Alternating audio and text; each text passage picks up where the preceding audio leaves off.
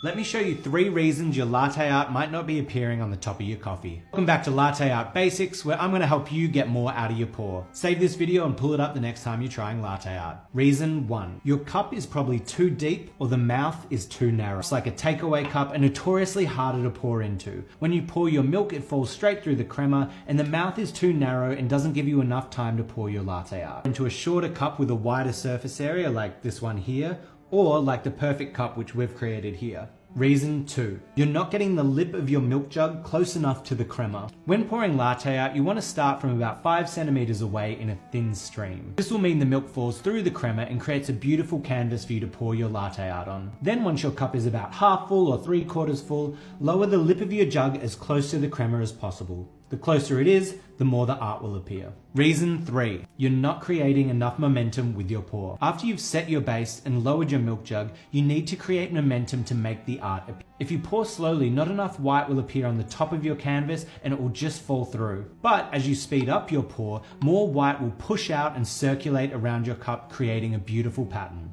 Experiment with speed when you pour and see how you go. Coffee up.